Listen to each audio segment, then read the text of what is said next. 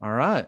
Welcome to another episode of a pre-match preview. And I am being once again joined by one of y'all's fan favorites, which was really cool to see the great support that he got, is the head writer, and I think maybe the only writer on Vamos Morados, where you need to read his stuff. It's all fantastic, well-written statistics, just talking about forms. And my favorite is his Twitter account where he has the post-match reactions where they're all like a minute and a half long. I figure out what happened, and usually he's right on the money. At Purple SDF. How you doing, Ben? Good. Thanks for having me on, and I'm glad you also like my little full-time thoughts as I've labeled them. I thought of that in the off season, and people have really liked it. I didn't know how it was going to go over, but Yeah, I mean, it's a great idea. And honestly, it's a lot easier than trying to type a full Twitter thread. And people only read the first two tweets on a Twitter thread anyway. At least yeah, I do. And yet I still write, 10 pages on them. And I'm like, people yeah. are going to read that. And they never do. um, but it's a great idea. And most of the time, you are just right on the money. So, just a little caveat for everybody who's listening or watching this. Hey, if you're watching this, hey, got a new webcam. I'm having some like webcam glitches that are going on. That's really annoying. But if you look in the bottom right corner, there's a snake here. It's not my snake. We talked about Another this special before. guest. Yeah, it's another special guest. I don't even know the snake's name. So, um, anyway, just a little behind the scenes. I'm doing a lot of pre-recording for this episode. So I'm recording this about a week prior to the match actually starting. So Louisville has not taken on Memphis 901. So if a player's gotten hurt or a Oh player's gotten gosh. suspended, or anything of that sort, and that happened in the Memphis match, we have no idea. That happens in like 3 days. So that's a little caveat for you guys. Hopefully it won't be too off, but just in case, I just want to throw that Hopefully, out it's no there. injuries or suspensions. We don't need Hopefully, that right now. let's just go ahead and jump into that. I mean, was it 2 losses in a row for a team Yeah. that I don't think I projected 2 losses in a row anywhere on the schedule. I projected to you guys be one of the greatest USL teams of all time, all things considered, with point totals. I wish you were right. I mean, I'm trying to look it over. No, I do not have you guys having a single 2 losses in a row. So this was a total shock to me. And I'm sure for every single Louisville City fan. First was the Indy match, which a lot of Louisville fans will sit there and say, they got, Indy got really lucky. It was just an unlucky day for the boys in purple. And then the very next day, it was just bad. Atlanta United too during the first half. And I've also read it on Vamos Morados where it's pretty much the first 45 minutes. Louisville City did something they hadn't done in years. And it was that they got forced to play somebody else's style. Oh, yeah. It, Atlanta United too loves to hold the ball. If they don't see a clear opening anywhere, they'll just pass the ball back to their keeper. They'll just hold on to the ball and they're cool with it. All right, there's no clear passing lanes outside the 18-yard box. I have a kind of clear shot, or we could just start over and keep doing it over and over and over again until something opens up. And lo and behold, Aiden McFadden does it to you guys. And Yeah. so how does the whole manhandling happen? Because I know you guys are missing 2 guys for that match, Gomez and Oscar Jimenez, Oscar Jimenez. 2 guys that are really important, our two but left backs, you're two same left. position. But even then, Louisville City has the talent to beat in Atlanta, who is a lot better than a lot of people give them credit for, including Yeah, myself. completely agree. But even then, Louisville City should still be beating these guys. What happened? So, I mean, like you said, the Indy match, I I don't feel as bad about that one. I think it was a bit more split than you were saying before. I think some people were real salty about it, and I get it. But I think there were a lot of redeeming qualities, and I think if we play them again, we win. If based off those numbers, but it was a different story with Atlanta. I think the numbers were a bit misleading, like you said. I mean, that first half, they were in control, and usually when it comes, when us and another team go head to head, even if that's their preferred style, we usually win out. So it was very odd that they were able to do that to us. I mean, I think it was a slow start, and our guys never really got going. With Oscar Jimenez has been out. He injured his leg pretty early on, so he's probably gonna be out at least for the next several games. I don't know the timetable on that. And Jonathan Gomez, Jogo, he got called up to train with the Mexican national team. So great opportunity for him. Pretty poor timing for us, but so that left a void, which we would have probably expected somebody like Akio Watts to have filled in at that left back spot. But we put Napo Masotso in there, and he's more of an attack-minded player. My thought there was that perhaps we were kind of assuming that maybe we would be controlling things, and he could get up and involved in the attack, much like Jogo or Oscar traditionally does from the left back position. But I mean, he was getting burned by Aiden McFadden, who we were talking about before we started recording, is carrying Atlanta United too. And it just took that one opportunity for him to speed by Napo and put one ball in the net. And I mean, after that, the second half, we did adjust course on things. We moved Napo to the midfield and did something a little more traditional, and start firing off a bunch of shots. We did start dominating possession, but I think at that point they were pretty content just keeping that score line 1-0, and that's exactly what they did. I mean, our offense just hasn't had the teeth it's had in years past before. I mean, we didn't have Cam Lancaster, but I'm not going to cite that as a reason why we couldn't score. Kyle Gregg is he's a good experienced player, so it's not about as 1-to-1 as we're going to get swapping that. So it's just a bad night.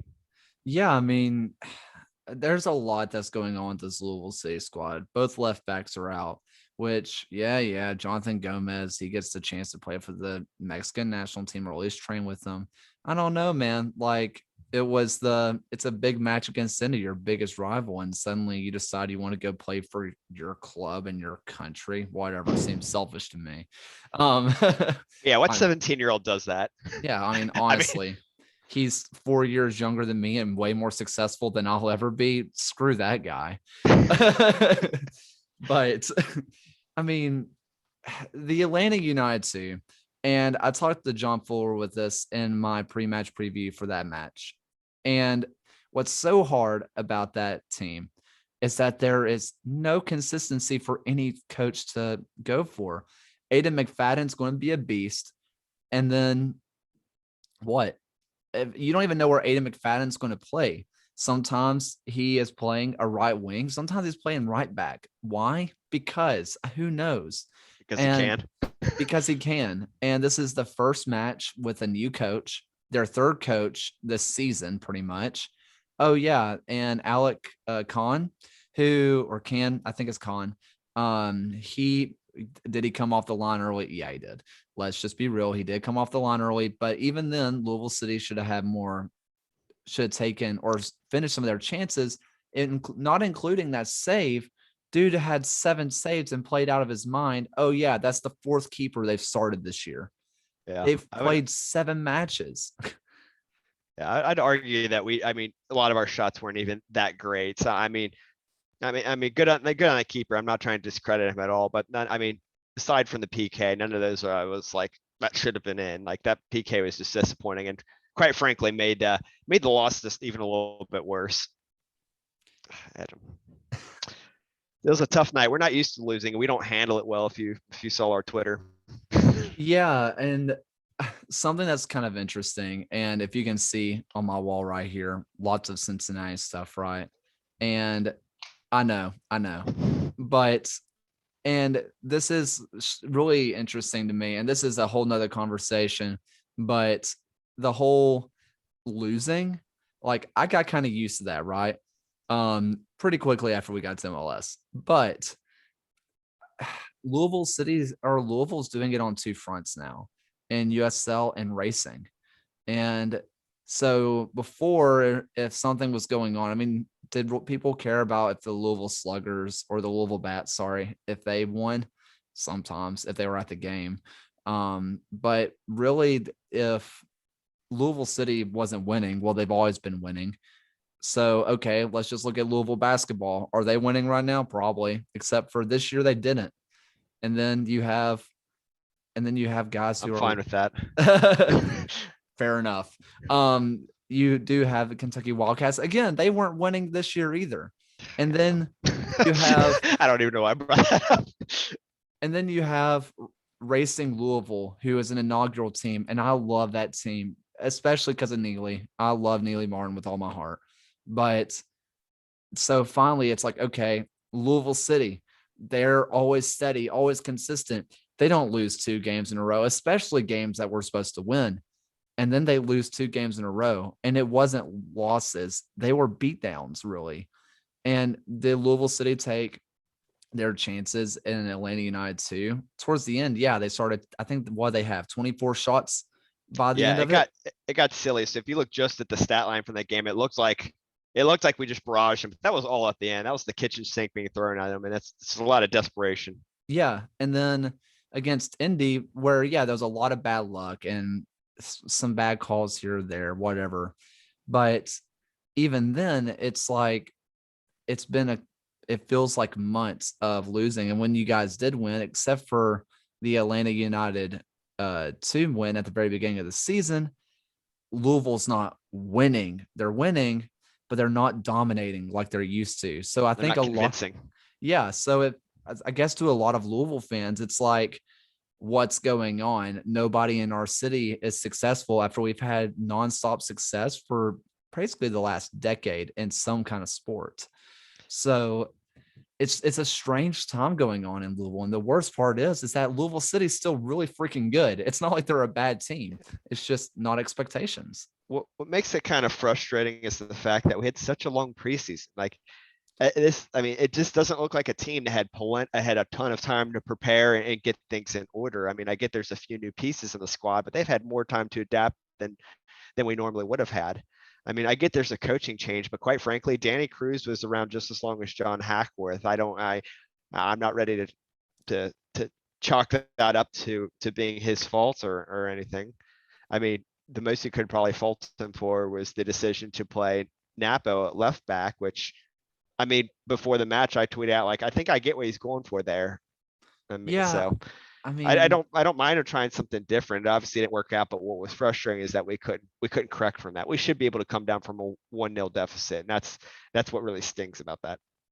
yeah. And so because of that, and like I said, we haven't watched the Memphis 901 match. So we have no idea if he's going to throw out his version of the 4-3-3 again, or if it's going to be the, what was it? The other one's been, it's like He's been the, jumping around a lot with the John 4-1-4 Hackworth. one. Yeah, that's what it at least started as like last match, and I think he's done one or two other different ones under John Hackworth. It was very consistently just a 4-3-3, but we've seen more variation from Danny Cruz, which quite frankly I like that we have some diversity in our play and something to dip into our back pockets when needed. Cause it kind of made me a little nervous just playing the same formation all the time, just waiting for somebody to crack the code and figure us out.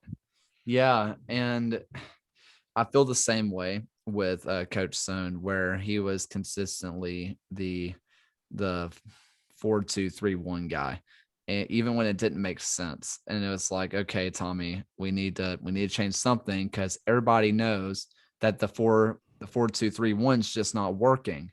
We have a guy who's up top, and Nico Brett, who's a fantastic player, but he's a solo striker and he's like 5'9", which is fine, except you have the guy behind him, JJ Williams, who is 6'4". Wouldn't you want him to be the one getting his head on the ball? But also, you don't want to take Nico out of position. So why not play 2 guys up top? It's just Mhm. questions like that. And I'm sure a lot of Louisville City fans have had the same questions of like, why are we playing the same position when we have guys who would excel in other ones? And Yeah, yeah. I mean, I don't feel like I don't think I've been questioning the tactical decisions so much. I'm just like, because I mean, obviously we're getting chances. They might not be the highest quality chances in the world, but we're getting chances. We're just not able to convert. It's almost like there's like some sort of lack of confidence in our attacking players. I mean, it just seems to be some sort of rut. Like, this was a bad match all around. There were only a few guys that had good matches. Like, a lot of guys had pretty forgettable performances, but but on an average day, kind of looking back over the past several matches, if we can find somebody to get hot on the offensive end and be able to really make something out of some of these chances that we're getting, I think that's really what we need. So I'm hoping after Cam had scored his PK in the previous match that he'd start to come online. But I mean, we didn't get to see him last match because he had a little hamstring issue. So I'm hoping against Memphis, he's starting and he's feeling confident, feeling good, and starts banging some of them in. But You know, yeah, we'll wait that's to see. that's a point I was going to bring up in just a second, is that has it Cam Lancaster has been really disappointing this year. And I know he's had slow starts in the past, but this one feels different. He doesn't feel like he's commanding the same pool of other defenses like he has in the past. Mhm. And maybe that's just totally me having like confirmation bias of me saying he's not playing good this year. And then I see him not play well. And I'm like, aha, see, I'm right. But this year just feels different with him. Is that something common in, Louisville land, or is that something that, it's like, okay, we're still going to give Cam some more time because he's our Yeah. guy? I mean, I think more people are ready to kind of attribute the service that he's getting versus him underperforming. And the correct answer is probably that there's a bit of both happening. Kind of like I said, like we're getting a lot of shots off, but not as many on target as you'd like, and let alone those that are on target aren't exactly like world beaters. They're I mean they're on target, but that's about it. It's not like a lot of them not making the keeper really work for it. Some are. So I don't know. I'm there's probably some fans thinking that we're really missing Speedy Williams. I think we have good midfielders, and I'm kind of surprised that we're not seeing Tyler Gibson start more often than he has. I think maybe maybe he's just struggling within our system, or he's just not looking like what we thought he might be. Before the season, I thought he was going to be a shoe in for the starting 11, but that's not been the case. I mean, And thankfully we at least have Corbin Bone who's doing a job there, but I mean maybe there's an argument to talk about the midfield being some of the issue there. Another guy, and I mentioned to you when we talked a long time ago that a guy like Jimmy McLaughlin is, he's a super sub guy. He Mhm. comes in, gives you a lot of energy, but even he hasn't been seeming like the same Jimmy almost. Like he comes in, he still tries hard, but he doesn't have that same just changing the match instantly. Yeah, And he's gotten a lot less opportunities too. I mean, he'll like usually Tyler will be first off the bench. Tyler Gibson is getting time. He's just not starting. yeah, And Jimmy's not always getting in the mix. I kind of thought we'd see him a little bit more regularly than we have. it's it's such an interesting team going on. And this is where you have to almost question the coaching change in the middle of the season. And he wasn't fired, but he kind of was, right? Especially since the whole Hackworth son situation happened with San Diego. And you kind of have to question what was really going on behind closed doors, right?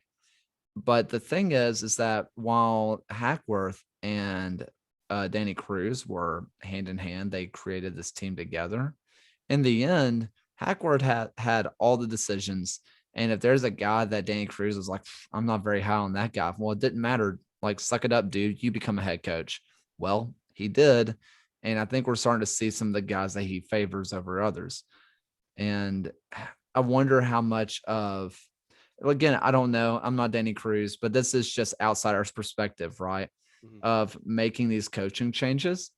And a guy like Danny Cruz, who has been playing, guys like Jogo, who is obviously a great talent, but then you have guys like Tyler Gibson or Jimmy McLaughlin, and Corbin Bone's been starting, but guys who have played at the top level of USL or even in the MLS, and they're just not getting time. I wonder if it's going to be one of those things of, yeah, you played at a high level, but you're not doing the job for us now. You're kind of a waste of a signing. I don't think he's been written off like that. I just think it's a competitive starting 11 to get in.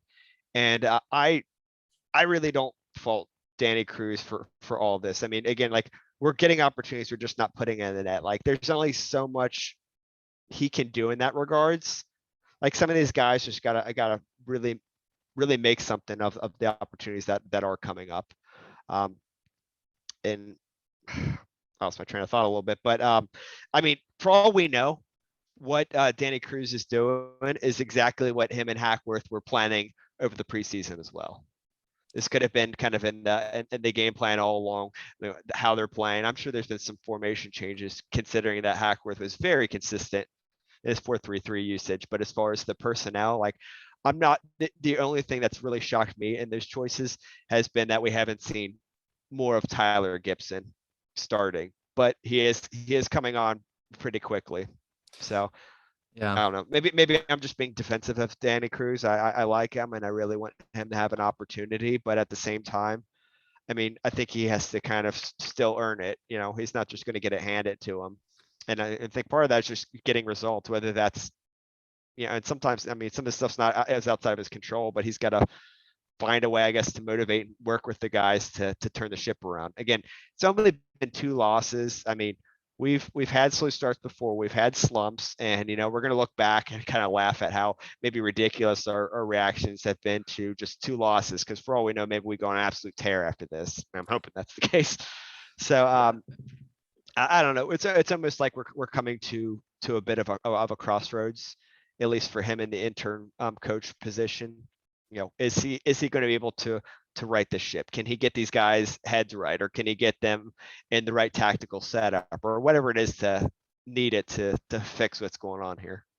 So obviously, I think by the time that this comes out and for the Legion match, Gomez is going to be back with you guys, right? He'll be back. Yes. Yeah. Okay. So we're going to pretty much expect a full strength, all pretty much a full strength team out of Louisville come that time around, assuming no suspensions or anything like that happens. Mhm. So I think really the Legion match is going to be where Louisville City fans need to start really saying, are we for real? Are we not? Maybe, and I know it's super early in the season to say that, right? When I say for real, I mean Louisville City is going to be a playoff team. Let's just go ahead and get that clear. So if there's any Louisville City fans who are sitting there like the world's falling, you're going to be a playoff team. And if there's any Legion fans that are like, oh, we got them while they're down, they're still a playoff team. But are they a playoff team playing at home kind of team? You Yeah. know, and that's where Louisville City stays. They always play at home because they're that freaking good. And so I guess we're going to kind of see if they are still that good. Yeah. And I think the Legion match is going to be a really good measuring stick. Um, I guess if as a Louisville City fan and as someone who writes about the team and probably knows a lot more than the casual fan would, what are you looking for out of the team other than 3 points? Because we said Louisville City hasn't been dominating. Are you looking to dominate a good Legion team, or are you looking to win those gritty games and prove that you have the fight to come back from a goal down? I uh I want to see that this team can come back, and particularly I want to see this team score. I I want to put 3+ in the net on Memphis. I think that's the kind of real catalyst that this team's going to need to kind of, you know, get back on track. Um, Birmingham, the Legion scares me. I'm pretty high on them as far as in our division, and these are the kind of matches that we need to win, especially since, you know, we've already dropped some points on the ones we assumed that we should have been winning, like Atlanta United. Yes, they're better than we thought, but it's still one that I don't. Nobody's happy about that loss. Nobody would have been. I mean, a lot of people wouldn't have been happy with the draw there. Like we still expected 3 points from there, and so I just need this team to have one game where they just like kind of kick it in the gear, start scoring a bunch, and then I think the cobwebs come off, and we see the team of old. But until then, I think there still might kind of be some lingering doubts, some frustrations. Um, Yeah, I hope these guys are. You know, if we lose against Memphis, I hope these guys stay off social media because that's not going to help anything. I mean, you know, there's a lot of mental aspects to that. And these guys are used to winning, and I'm sure they're just as frustrated as we are, and they just need any sort of negativity kind of feeding into that. So I'm hoping Memphis is a rebound game, and Birmingham is that real test where, like you said, we can really find out what this team is. I think there's enough games under the belt where we can start making some more concrete determinations about where they're probably going to fall. As a Legion fan, I mean, there's a lot of reasons that I want you guys to beat area code by like 5 goals. And the biggest one, A, is because I want you to beat them, right? But the other one is that if you lose or draw this match, something tells me that every single frustration that the team has is going to be taken out on the Legion team. So I feel like if you guys don't beat Memphis by 5 goals, you'll beat us by 5 goals because that's just how that works somehow. I hope one of those two are a 5 goal match for us. I'd be I thrilled with mean, that. I mean, I don't know. It's like you said, this is a team used to winning, right? And right now they're not. And it's kind of crazy because this is the first, well, technically I recorded the OKC match, which is our first rematch of the year, but they don't have their coach from earlier. So it's really like a different team. To me, this is the first rematch, right? And we haven't even talked about the last game yet. And that game was an absolute cluster. It was frustrating for everybody. I mean, I think everybody's, especially if you're watching from home and you're listening, you hear our assistant coach Cano Smith yell, "What is that? I've never seen that before. What are you doing?" And then the fourth ref puts up 12 minutes on the board because everybody on TV is like, "What in the world is he talking about?" Oh, 12 minutes. Okay. And then I thought personally that the first 90 minutes was some of the best soccer we've seen in the USL this year. It was awesome. It was frustrating for both sides, and both sides were getting good chances, and it just felt like two heavyweights going at it. That last 12 minutes was the worst football I have ever watched in my life.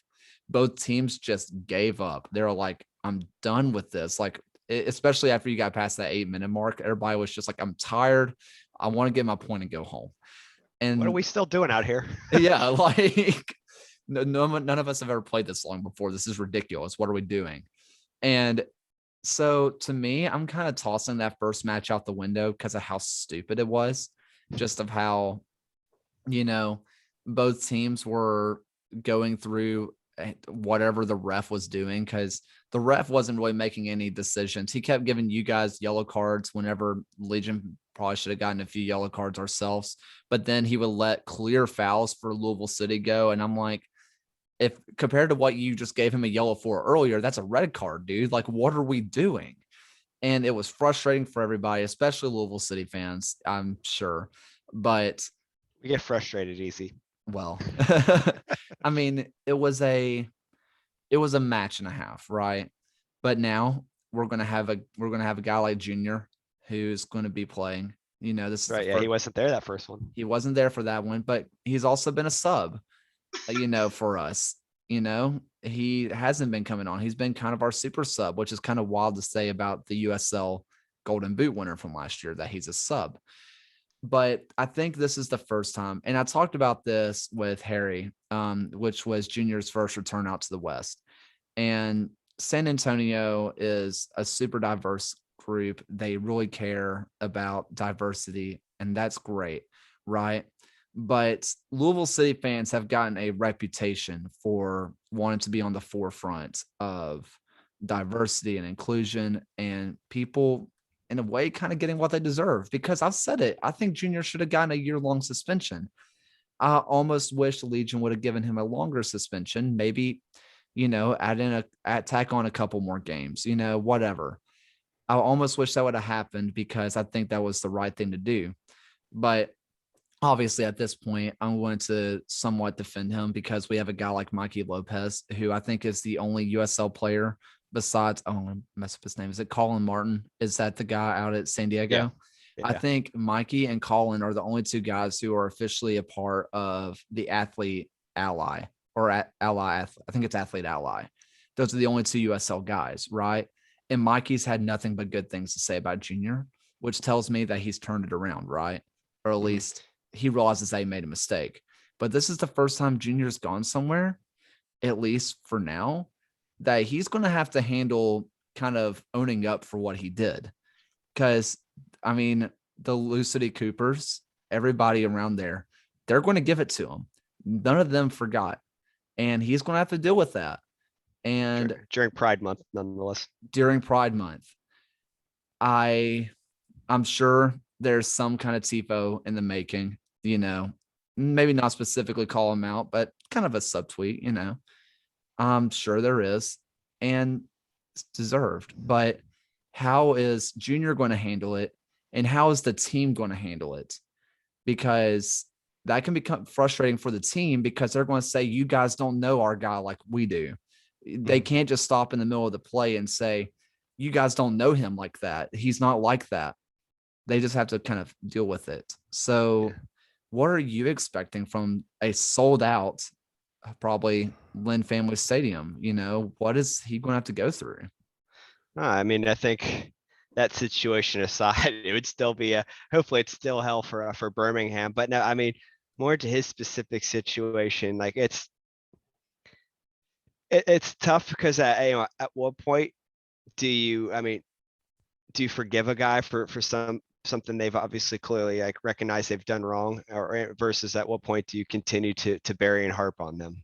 I'm not here to make decisions on that, and I think he's going to have to understand whatever comes his way. He's just going to have to take it on the chin. I mean, he's gotten a second chance, which a lot of people don't, and a lot of that probably comes down to his skill in the pitch. But Yeah, he needs to keep on the straight and narrow, kind of much like a Michael Vick sort of situation. I mean, to my understanding, Michael Vick really is kind of turned a corner with his transgressions, and hopefully it can be much the same for Junior Fleming. So I'm uh, I'm sure things are going to be shouted at his direction. But I've never been on a pitch, let alone with 10,000 plus people in front of me. He's probably not going to hear specific. It's just going to be a lot of loud negative noise, much like would have been otherwise. So I'm not sure that it's going to really impact him. And as far as that TIFO goes, I think there's one in the works, but I don't think that I don't think that you guys get it. I actually don't know which match it's getting deployed for. fair. So Um, so we got no subtweets that I'm aware of. I mean, that's fair. And I, like I said, I hope juniors learn from this. And I know that there's people in the locker room who listen to this podcast, right? And, by all accounts, juniors learned. And I really hope that's the case because my personal interactions with him after the matches have been nothing but good. He's been a Mhm. really respectful guy. And I hope it was just one of those things that it was truly caught up in the moment and did not understand the weight of what he said, which whether he's liked it or not, he's learned the weight of what he said. Mhm. Uh, it's a crappy situation. The one thing, and I said this before, one thing that really, I think a lot of Legion fans got really defensive about Junior was because there were a lot of people, especially influential people within the USL Twitter world, which is a very niche group. But if you're listening to this, Very very specific. it's very specific. But if you're listening to this, you know what I'm talking about. But you know, where it became more of a not a why is Junior getting a second chance, more or less of course it's Alabama, of course it's Birmingham, and that just becomes a personal attack upon its fans. And I think a lot of people kind of got really upset by that aspect because I think a lot of people recognize what Junior did was wrong, but calling all the fans of Birmingham or painting a wide brush saying the people of Alabama are all homophobic is that one kind of stung, and it almost left the people like, well, now we want to play them more because screw you guys, Yeah, you know. it's one of those situations, and I got into it with somebody from Oregon on the NWSL side of things, like just generalizing like a whole state and all the people just based off of their worst attributes. I mean, every state's going to have that. This individual had pointed out that we have Mitch McConnell. Yeah, we hate him too. I'm sorry, there's just enough people that voted for him that it gets in. I mean, I make it sound like the votes are close, but no, it's just like I mean, yeah, he's getting voted, but there are a lot of people that don't like him or don't agree with him. And it's frustrating because, I mean, I mean, he represents the state technically, but doesn't represent all of us. And just to, like you said, paint with a wide brush and just kind of throw the whole state in a garbage can over some of these baseline assumptions is really it doesn't help the cause of getting the voices heard of those who I'm going to say are kind of on the right side of history. Yeah. It's just not fair. And I mean, whoever was going to get Junior Fleming, if it was USL or really any other sort of soccer league, they're going to get crapped on for that decision. There's They're always going a to get it. tough, yeah, there's always going to be a tough PR move there. It's obviously that they made that decision. Now it's making sure he's held accountable, keep on the straight and narrow, and if he were to go out of line in any sense of the word, I want him out. you gotta cut this ties immediately. And I'm not going to assume that he's anywhere close to that. It's it's a tough thing. I hope he counts his blessings that he has get another opportunity. Yeah, Yeah. but I mean, I just I'm sure things are going to be said in Louisville, but Yeah. who knows? We'll see. And maybe nothing comes of it, and maybe it doesn't affect the team as much as I think it will. Maybe it'll affect the fans much more than it'll affect any of the players. Oh, I'm sure it's going to be much more of a fan topic of conversation. And hopefully, I think every party can agree. Hopefully, this is it's an issue of the past, and it's never rears its head up again in any sort of capacity. Again, not to keep bringing up Michael Vick, but much like that, like he served his time for his crimes and very much kind of turned a corner. I think he's pretty involved in a lot of the animal welfare stuff now. So He it wasn't, is. it wasn't, so I don't think it wasn't necessarily, for show. Like it's something he stuck with long after people were talking about it. So. Apparently, just recently, he was allowed to get his own dog too. Like he was able to go through with that and get his daughter a dog, and everything seems to be cool. Which, I mean, I get it. My great grandmother, which long time. This is a kind of a change of conversation, but just kind of same thread. She saw the dog. Like the dog wasn't a pet; it was an animal, and it helped like on the farm or it helped with whatever. And just the fact that sometimes, like, I would go up and pet the dog, she'd be like, "What are you doing? It's like, get away from that filthy animal." It had its purpose. And I'm not saying that was the same for Mike Vick, but there's a Yeah. lot of people who believe that, that their animals aren't pets. And for a lot of us animal lovers and whatever this snake's doing, I was uh, watching him kind of get up there. he's fallen down like 3 times. So it's been kind of entertaining to watch. But a lot of people care about their pets like their family, but other people don't. They don't see them that way. And luck, obviously throwing out words like, there he goes. Like Junior did, those have a lot of weight and they affect a lot of people. And like Mike Vick, it seems like he's learned from that. And I really hope that's Yeah, true. I think the true test of these people's characters that we all make mistakes of varying magnitude, but I guess it's how we respond and learn and grow from those. If I'm going to try to take the positive route thing, and right now that's what we'll find out. Did he learn and truly grow from that? For sure. Back to more of what's going to be happening on the pitch, Yeah, right? back to soccer. Well, I mean, it's kind of funny because there's a lot of aspects to sports. It's a lot of mental stuff too. Oh, there's a lot of intersections with the whole thing life and the sport itself. So I mean, absolutely very relevant.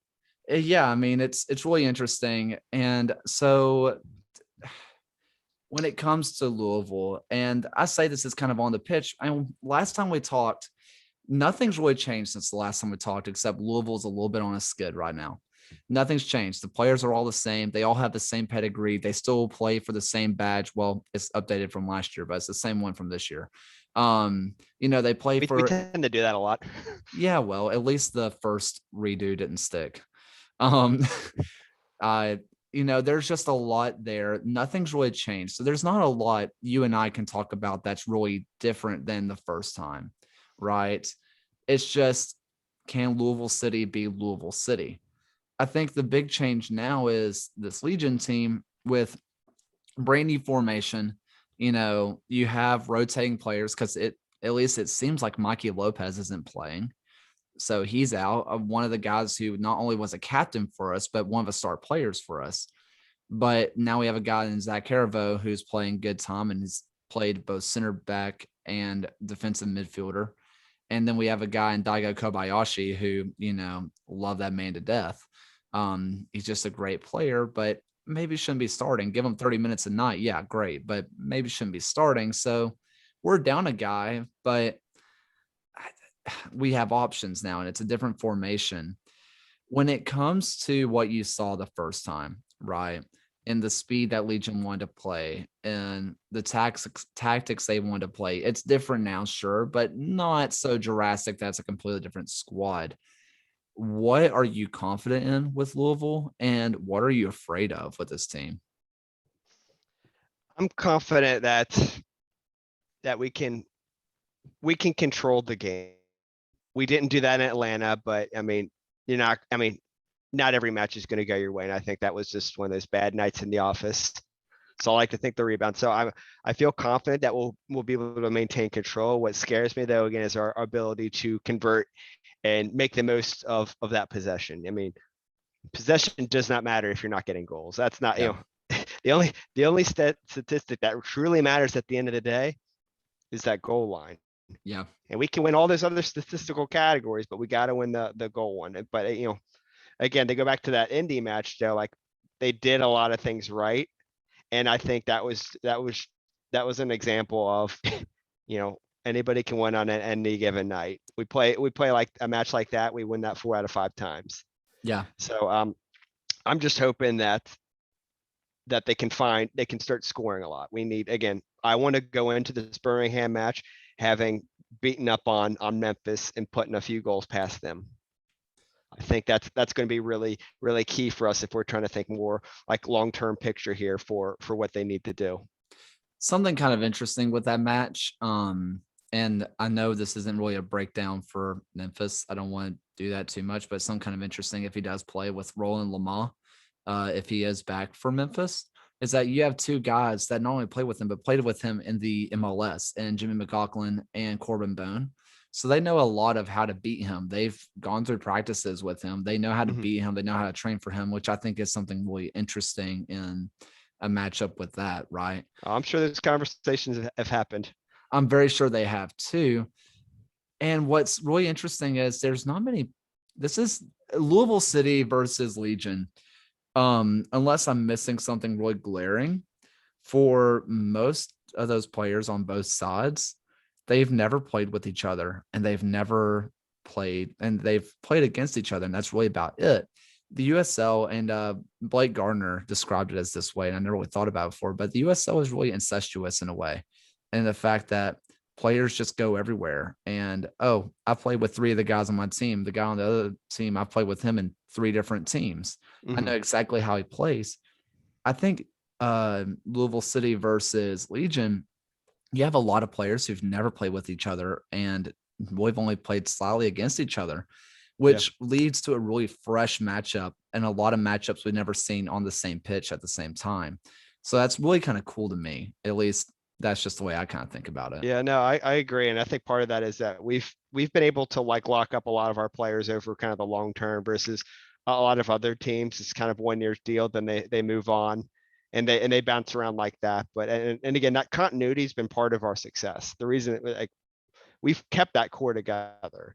And that's kind of what makes some of this frustrating. A lot of these guys have been together so long. Like one of those goals against Indy came off a fluke between Swahe and Tyler Gibson. Tyler Gibson's new to the squad, so you can kind of see where that miscommunication could potentially happen. That wouldn't have happened against some of the guys that have been there for a couple of years now. Yeah. But yeah, no, I do like the idea of these fresh matchups because you were spot on. There is a lot of cross pollination happening. Yeah, I mean it's really interesting how the USL works that you have a lot of guys who played against each other in a lot of these places. And it's really kind of fun to see sometimes because you'll see you'll see coaching coming from the players a lot.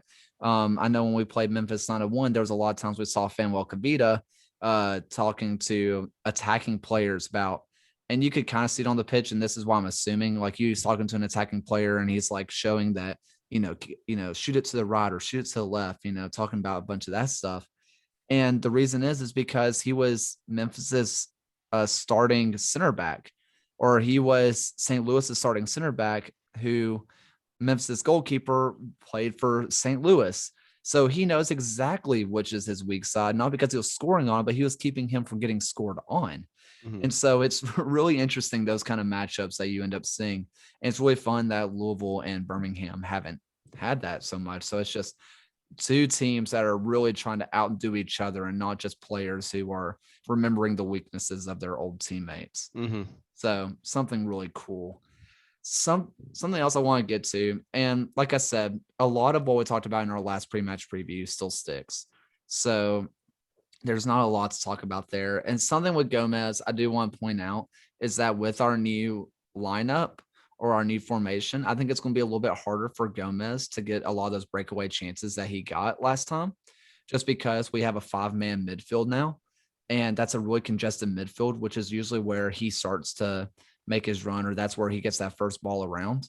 Now, I think instead of having Ryan James having to play catch up against Gomez, I think it's going to be more or less that, I mean, Ryan James is already going to be kind of in position ready for it. That's something we've seen with this tactical change, is that speedy, fullbacks aren't really getting past us anymore. And if they are, most of the time their touch is a little too heavy, and one of our three center backs can just clear it out. So I think this lineup is going to neutralize your wings a little bit more. But even though it is so congested, I think the center of your park, your your true midfield might end up being a little bit better.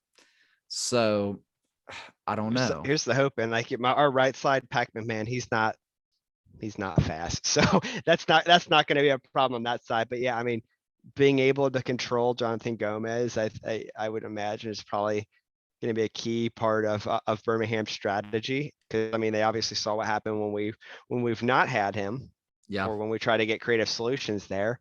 I mean he's an excellent young player. We're really fortunate to have him, and we're going to take advantage of the time that we do have with them. But if they are able to control them, then I'm really hoping, this veteran presence we have in the midfield. We got Paulo Di Piccolo, you got Corbin Bone, Tyler Gibson. I'm sure we'll make an appearance in some form or another. That those guys can use their intellect to kind of work the ball, in the absence of Jogo's efficiency. Again, assuming that they are able to shut him down. But even if you know what to do, sometimes it's hard to actually get that done. So I'm hoping, Yeah. if they are trying to quiet him, that he's able to work right around that. Yeah. I mean, the hard part about Louisville City is that Jogo is not the only guy on the team. Legion can man mark Aiden McFadden with like 3 guys and then just say, all right, the rest of the team can beat us. If we man mark Jogo with 3 guys and say the rest of the team can beat us, well, they freaking will. Like they're Well, we good might enough. get our 5-goal game then. Yeah. You might get your 5-goal game. So it's an interesting matchup, and I'm really excited for it. And I'm really excited to see how it turns out. I have it chalked down with my pre-match or my preseason previews. I have Louisville winning this one. I had the first match as a draw, and I have this one as a win for Louisville City. But I mean, Wednesday nights, and it's, who knows? I mean, it's the USL, like you said, anybody can beat anybody, and these are proving to be 2 very quality teams coming up. So it's a pretty fun matchup. So something I kind of want to talk about, just to kind of wrap this up. And you've been awesome. I've had a lot of fun talking to you as always, man. I always have a Uh, good time doing this. so Danny Cruz Mhm. is, I'm guessing, is he going to just be the guy? Because I think it's so strange that a team at the caliber of Louisville City isn't being linked with any coach at all. I think the timing is probably part of the issue here. Now, I mean, with that said, I hope Danny gets his fair look, because I would, I would be happy if he was given an opportunity. Because again, I'm not necessarily faulting him for some of the current events, but I think that's just the timing of how all these things played out has probably limited the options to the front office. And I think, unless things go real south real quick, I think they're going to take their time and try to make the right decision to bring in the right individual. I'm sure there's a lot of quality coaches out there that they could consider, but obviously if we were talking about the off season or like towards the end of the season after some people have been sacked or let go or whatnot, then it might be there might be more to choose from. So that's probably not helping things. And so I am kind of curious to see where they're at with that process. I can't imagine they're going to be very public with talking about it, but Yeah. I don't know who is out there who would be good options. I'm not really gonna the best person in the world to speculate and pick out coaches that are available that would be real fits. So I don't know. I mean, for all you know, there could be conversations with some sort of a high level assistant coach in an MLS squad. Somebody you don't normally think of, but have been itching for that opportunity. You You never know, know. this one would make a lot of fans on both sides probably sick to their stomachs. But there is a guy who I think would be a really good fit in Louisville, who his style fits, his personality fits, and that is FC Cincinnati's assistant coach Jan Dame. I Is that think, that young kid? yeah, he's Okay, yeah, I know who you're talking about. he's young, and every time he's come in, he's proved to be a winner. He has, I mean, everybody on the team loves him. They'll do anything for Jan. And I would, as a Cincinnati fan, I'd hate to see him go because I personally wanted to see him get his shot of being the head coach He was the after interim at one point, wasn't he? twice. He was Twice. the interim twice, and I think they got points every single time, which shouldn't be the standard of whether or not somebody should be a coach if they can just get a few points here or there. But in Cincinnati, it kind of is. Yeah. Yeah, I, Um, I, yeah, that'd be hard to pout for some of our fans. I think maybe eventually they'd be able to get over it, but going based off of the Hackworth hire, like that was honestly a lot higher caliber of a hire than I would have expected. I mean, youth national team experience. He had actually been the head coach of an MLS side. I I'm I mean, maybe, yeah. I mean, so he technically has two stints as interim, so I guess that would count in some capacity. I just I don't know, man. I mean, that could be it. I don't know. I We doubt could we could he's. speculate all day long and not be anywhere close. Yeah, true. I mean, I kind of hope Danny Cruz gets his shot, and I hope that obviously two matches good isn't going to be the end of the world. But if it turns Mhm. into a draw against Memphis, and maybe a draw against the Legion, I think it's going to start getting really loud in Louisville.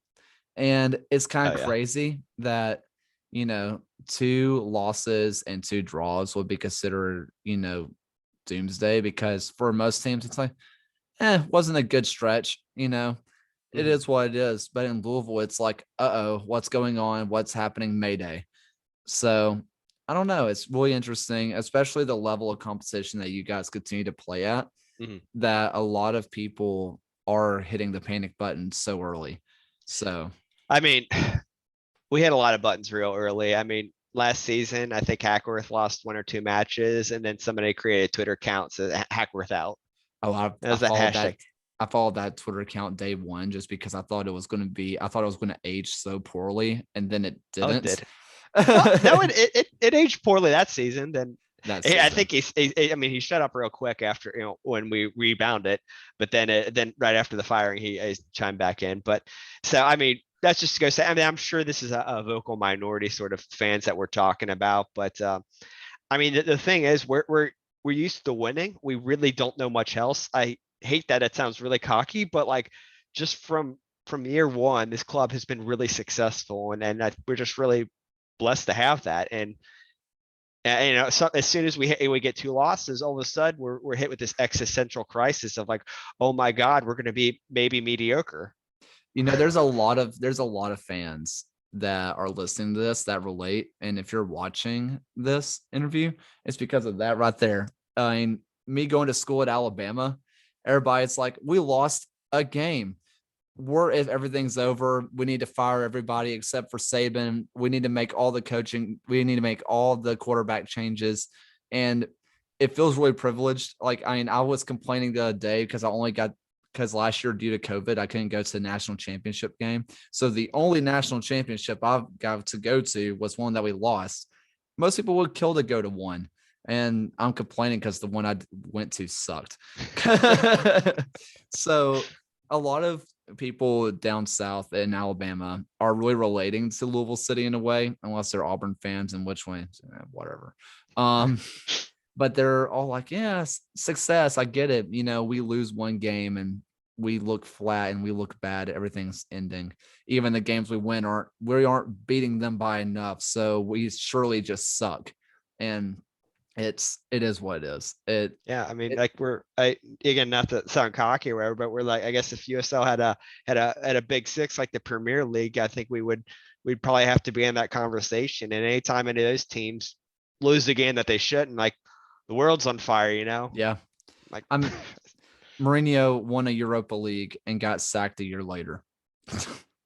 I mean, his mouth probably didn't help him with any of that though. no, Jose Mourinho is his own enigma. Yeah, You know what? he's a Maybe thing. Mourinho's to Lou City. Now he went to Roma, but if he's Yes, still on the market, but then I'm for sure he would have come here. he he did go to Roma. But I mean, come on. Would you rather go to Roma? Would you rather go to Italy, or would you rather go to Louisville? They don't have good bourbon in Italy, so I mean, can Jose Mourinho really call himself a top coach if he's never won the USL Cup? I mean, people are starting Zero North American titles to his name. people are starting to ask. I'm just saying. Uh, I I would love to see the world burn and Jose Mourinho goes to some USL club, not even MLS. He just maybe he goes down to like Chattanooga Red Wolves and just starts lighting everybody else on fire. Yeah, Jose Mourinho's hanging out in the hills of Tennessee. That's just what he does. Can you I imagine if his USL side made a deep run in the US Open Cup? That'd be electric. oh, That'd be so much. I don't even like him, but that'd be so much fun. Jose Mourinho, love him or hate him, he's much watched TV, and it's awesome. Yeah, yeah, uh, that's true. so good. I don't know, man. That whole I mean, sooner or later we're going to start seeing actual top talent coming to USL. I mean, we saw Drogba come to USL, but that didn't count. He was like 41, and it was top side still. But I mean, I think it says a lot that within 2 or 3 years of Drogba being in the USL, that a guy like Tim Howard, which a lot of people referred to as an American hero, was absolute garbage in the USL. That was a guy who was at top of the world and then just suddenly wasn't good. I remember And when his nickname was the Secretary of Defense. yeah, I mean, and then just a couple years later, it was, I don't know. It's so crazy to see how high of a level this has gotten. Yeah. As the sport grows in this country, I think the USL will keep pace with it. So even as the ML, even despite our lack of pro rel and all that other BS, like as MLS rises, I think the USL level standard is going to rise as well because the guys who aren't going to cut it in the MLS, They we'll, fall. we'll see opportunities in USL, and everybody kind of wins in that way. I mean, I I'm not complimenting the US system by any means, but that works out. Yeah, I still think that USL really needs to start an international break.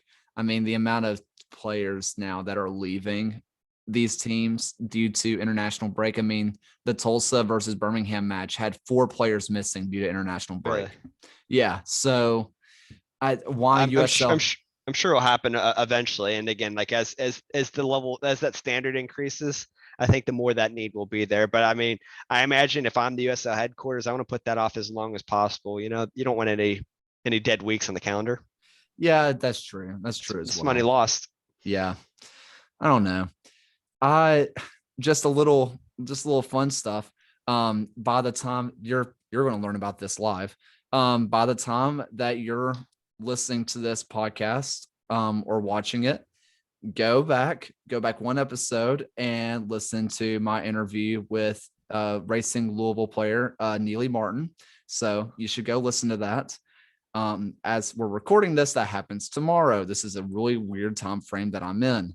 um, there's that coming out, and within maybe 2 weeks, I'm going to be going to a Racing Louisville match with Benton, and so assuming I'm going to talk to people and make sure I can, but there should be another match day vlog coming out with that as well. So should be interesting. 2 content creators sitting next to each other for a full 90 minutes. I'm sure it's going We to be a got good complete. seats too.